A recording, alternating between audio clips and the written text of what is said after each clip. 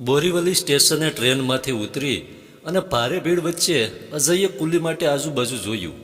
યુવાન અજયના હાથમાં માત્ર એક નાની એટેચીઝ હતી. અચાનક એક પ્રૌઢ કુલી પર અજયની નજર પડી. અજયે તેની નજીક જઈને કહ્યું, ચાચા, બહાર ટેક્સી તક ये सामान ले जाना है. ચાચાને નવાઈ લાગી, કારણ કે પેસેન્જર પાસે માત્ર એક એટેચીઝ હતી. ચાચાને આખા દિવસમાં કામ મળ્યું નહોતું. તેમણે યુવાનના હાથમાંથી તરત જ એટેચી લઈ લીધી. અજય ઝડપથી પગલાં ભરી રહ્યો હતો. સ્ટેશનની બહાર નીકળતા પહેલાં જ અચાનક છુપી પોલીસના માણસોએ અજયને આંતર્યો. અજયે જોયું કે ચાચા થોડા પાછળ રહી ગયા હતા. જો ચાચા આવી જાય તો અજય માલ સાથે પકડાઈ જાય. તેથી અજયે પોલીસથી પીછો છોડાવવા પ્લેટફોર્મ પર દોડવાનું શરૂ કર્યું. આગળ અજય અને પાછળ બે છુપી પોલીસવાળાને દોડતા જોઈને પ્લેટફોર્મના કોલાહલમાં વધારો થયો. ફિલ્મના શૂટિંગ જેવા દૃશ્યો સર્જાયા. થોડી વારમાં અજય ઘણો આગળ નીકળી ગયો. તેણે પાછળ જોયું. પોલીસના માણસો ખાસ્સા દૂર હતા. કોઈનું ધ્યાન ન પડે એ રીતે અજય વેઇટિંગ રૂમના બાથરૂમમાં ઘૂસી ગયો. દરવાજો બંધ કરી અને અજયે રિવર્સેબલ કોટ કાઢીને ઊંધો કર્યો. લાલ ભાગ અંદર જતો રહ્યો અને કાળો કલર બહાર આવી ગયો. અજયે કોટના ખિસ્સામાંથી અડધો ચહેરો ઢકાય તેવા મોટા ગોગલ્સ, બનાવટી દાઢી અને કેપ કાઢ્યા. ગણતરીની ક્ષણોમાં જ વેશ પલટો કરીને અજયે સામે દેખાતા મિરરમાં જોયું. જે કોઈએ અજયને થોડીવાર પહેલાં જોયો હતો એ હવે આ વેશમાં તેને બિલકુલ ઓળખી શકે તેમ નહોતા. અજયે બહાર આવી અને પૂરા આત્મવિશ્વાસ સાથે ધીમા ડગ ભર્યા. તેણે ચારે બાજુ જોયું.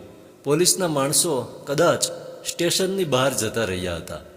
અજય માટે હવે પહેલું કામ પેલા પ્રૌઢ કુલીને શોધવાનું હતું. પોલીસના ડર વચ્ચે અજયે હિંમતપૂર્વક વિશાળ પ્લેટફોર્મ પર આંટો માર્યો, પણ એ ચાચા ક્યાંય દેખાયા નહીં. અજય વિમાસણમાં પડી ગયો. ચાચાને હવે શોધવાય ક્યાં? અન્ય કુલીને પૂછવાથી કદાચ માહિતી મળી શકે, પણ એમાં પકડાઈ જવાનું સૌથી મોટું જોખમ હતું. સ્ટેશનની આજુબાજુમાં એકાદ કલાક રખડ્યા બાદ અજયે જોયું તો સ્ટેશનની બહાર ચાની લારીના બાંકડા પર એક કુલી બેઠો હતો. અજયે પણ તેની બાજુમાં જ બેઠક લીધી. અચાનક એ કુલીના સેલફોન પર રિંગ વાગી. એણે ધીમા અવાજે વાતની શરૂઆત કરી. અજયે કાન માંડ્યા. જુહી, લોટરી લાગી ગઈ. થોડીવાર પહેલાં બાપા પાસે કોઈક પેસેન્જર એની બેગ લીધા વગર જ પોલીસના ડરથી ભાગી ગયો. બાપાએ મને ઈશારાથી બોલાવી અને બેગ બતાવી ને બધી વાત કરી. જાહેરમાં તો બેગ ખોલાય નહીં. અમે બંને બેગ સાથે 6 નંબરના પ્લેટફોર્મ પર એક ખાલી ટ્રેન ઊભી હતી એના ડબ્બામાં ઘૂસી ગયા. તું તો જાણે છે ને કે લોક ખોલવામાં કે તોડવામાં મારી માસ્ટરી છે. 5 જ મિનિટમાં બેગનું લોક ખુલી ગયું. આખી બેગમાં સોનાના બિસ્કિટ હતા. બાપા પર કોઈને શક ન પડે તેથી મેં તેમને બેગ સાથે ઘરે મોકલ્યા છે. હું થોડીવાર રહીને ઘરે જ પહોંચું છું. કુલીએ ફોન બંધ કરી અને ચાની ચૂસકી લગાવી.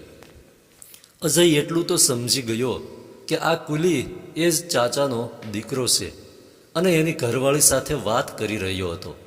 ચાવાળાને પૈસા ચૂકવીને એ કુલી ચાલવા લાગ્યો. અજયે તેનો પીછો કર્યો. ભીડમાં એકાદ કિલોમીટર જેટલું ચાલ્યા બાદ એ કુલી એક મોટા બિલ્ડિંગની પાછળ આવેલી ચાલીની અંદર ગયો. એક ખખડધજ મકાનની અંદર જઈને તેણે દરવાજો બંધ કર્યો. અજય પણ લપાતો છુપાતો તેના ઘરની બારી પાસે સંતાઈને ઊભો રહી ગયો. અંદરથી દીકરાનો અવાજ સંભળાયો. બાપા, ક્યાં મૂકી બેગ? એ બેગ તો હું પોલીસ સ્ટેશનમાં જમા કરાવી આવ્યો. હરામનું ધન લઈને હું પાપમાં પડવા નથી માંગતો, બાપાએ સ્પષ્ટતા કરી. નવી પેઢીનો દીકરો ગુસ્સાથી બરાડ્યો. બાપા, તમારામાં તો બુદ્ધિ છે કે નહીં? લક્ષ્મી સામેથી ચાંદલો કરવા આવી ત્યારે દીકરાની સાથે બાપને ધમકાવવામાં વહુ પણ ભળી. 4 દિવાલની અંદર ચાલતો ઝઘડો ઉગ્ર સ્વરૂપ ધારણ કરવા લાગ્યો. બાપ દીકરા વચ્ચેની ઘાંટાઘાંટ સાંભળીને પડોશી ભેગા થઈ જાય તે પહેલાં જ અજય ચાલીની બહાર નીકળી ગયો. અચાનક અજયનો સેલ ફોન રણક્યો. સામે છેડેથી બોસ બોલી રહ્યા હતા, અજય, આર યુ સેફ? હમણાં જ સમાચાર મળ્યા કે આપણો માલ પકડાઈ ગયો છે. તું ક્યાં છે? બોસ, હું એ માણસના ઘરની બહાર ઊભો છું, જેણે આપણો માલ પોલીસને સોંપી દીધો છે. અજય, તારી પાસે રિવોલ્વર તો છે, ગોળી મારી દે સાલાને. સામે છેડેથી બોલી રહેલા બોસના અવાજમાં ક્રૂરતા ભળી. બોસ, તમને તો ખ્યાલ જ છે કે ખૂન ખરાબાથી હું હંમેશા દૂર રહ્યો છું. આજે છુપી પોલીસના માણસો મારી પાછળ પડ્યા ત્યારે પણ જો મેં ધાર્યું હોત તો તેમના પર ગોળી ચલાવી શક્યો હોત, પણ તેને બદલે મેં ભાગવાનું પસંદ કર્યું હતું. ઇટ્સ માય ઓર્ડર, શૂટ હિમ. સામા છેડેથી બોસ તાડુક્યા. અચાનક અજયના શરીરમાં અલૌકિક શક્તિનો સંચાર થયો. એ સંચાર ગોળી ચલાવવા માટે નહીં, પણ બોસનો ફોન કટ કરવા માટે થયો હતો. અજયે ફોન કટ કરી નાખ્યો. થોડે દૂર એક બસ સ્ટોપ હતું. ત્યાં એક પણ માણસ હાજર નહોતો. અજય તેના ખાલી બાંકડા પર બેસી પડ્યો. 2 નંબરના ધંધામાં આજે પહેલીવાર અજયને થાકનો અહેસાસ થયો. તેની આંખમાં આંસુ ઉભરાયા. આખી જિંદગી મજૂરી કરનાર એ ચાચાની પ્રામાણિકતા જોઈને અજય આભો બની ગયો હતો. અજયને પોતાની જાત પર નફરત થવા લાગી. અજય અતીતમાં સરી પડ્યો. અજયને બરોબર યાદ હતો એ દિવસ જ્યારે પ્લેટફોર્મ પર કુલીનું કામ કરતા બાપા તેને કોઈક અજાણ્યા મુસાફરનું પાકીટ તફડાવતા જોઈ ગયા હતા. બાપાએ બોરીવલી સ્ટેશને જાહેરમાં જ 10 વર્ષના અજયને લાફો મારી દીધો હતો. અજયને હાડોહાડ લાગી આવ્યું હતું. એ તરત દોડીને પ્લેટફોર્મ પરથી ધીમી ગતિએ પસાર થઈ રહેલી ટ્રેનમાં ચડી ગયો હતો. માત્ર 10 વર્ષનો અજય ઘર છોડીને વગર ટિકિટે ટ્રેનમાં બેસી ગયો હતો. એને ખબર નહોતી કે આ ટ્રેન ક્યાં જઈ રહી છે. ટીસીએ અજયને ખુદાબખ્શ તરીકે પકડ્યો હતો. સામે બેઠેલા એક મુસાફરે ટીસીને પૈસા આપીને અજયને છોડાવ્યો હતો. હા, એ મુસાફર એટલે બોસ.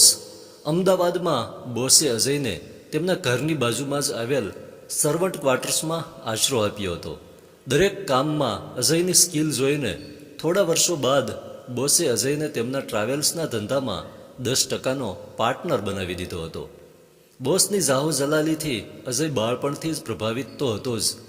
સમય જતાં અજયને ખ્યાલ આવ્યો હતો કે બોસનો ટ્રાવેલ્સનો ધંધો તો માત્ર દુનિયાને દેખાડવા પૂરતો જ હતો.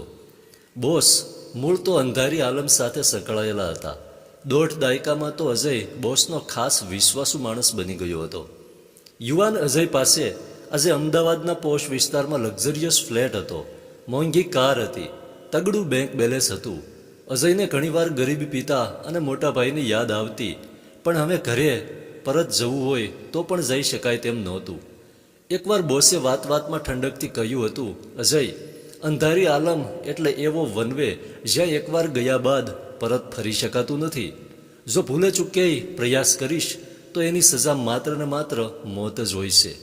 ગઈકાલે બોસે તેને અમદાવાદથી મુંબઈની ટિકિટ સાથે એટેચી આપીને કહ્યું કે અજય, આ 1 કરોડનો માલ તારે કાલે જ મુંબઈ પહોંચાડવાનો છે. ટિકિટ પર બોરીવલી સ્ટેશનનું નામ વાંચીને અજય ઊંડા વિચારમાં પડી ગયો હતો.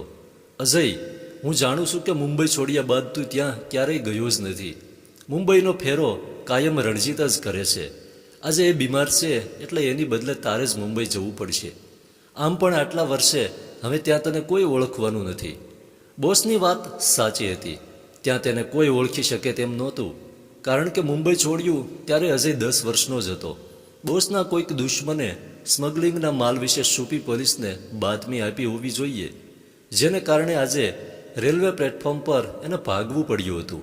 પોલીસના હાથમાંથી છટકી ગયા બાદ અજય અપસેટ તો હતો જ, એમાં વળી બોસનો ફોન કટ કર્યા બાદ તેનું મન વધારે અશાંત બની ગયું હતું. અચાનક ફરીથી ફોનની રિંગ વાગી. બોસનો જ ફોન હતો. બોસનો ગુસ્સો 7મા આસમાને હતો. મારો ફોન કટ કરવાની તારી હિંમત કઈ રીતે થઈ? અજય, માઇન્ડ વેલ, મેં તને દીકરો માનીને ઉછેર્યો છે. બોસ, તમે મને ઉછેર્યો છે, પણ તમે મારા બાપ નથી. તું કહેવા શું માગે છે? બોસ, ભારે ગરીબી વચ્ચે પણ પ્રામાણિકતાને પકડી રાખનાર એક કુલીઝ મારો સાચો બાપ છે. ટ્રેનમાંથી ઉતર્યા બાદ એ ભલે મને નહોતા ઓળખી શક્યા, પણ હું તો તેમને તરત ઓળખી ગયો હતો. કાશ બાળપણમાં ઇસ બાપના હાથે પડેલ લાફાને હું સમજી શક્યો હોત. એનીવે, હું અત્યારે જ નજીકના પોલીસ સ્ટેશનમાં આત્મસમર્પણ કરવા જઈ રહ્યો છું. અજયે ફોન કટ કરી નાખ્યો. ધન્યવાદ.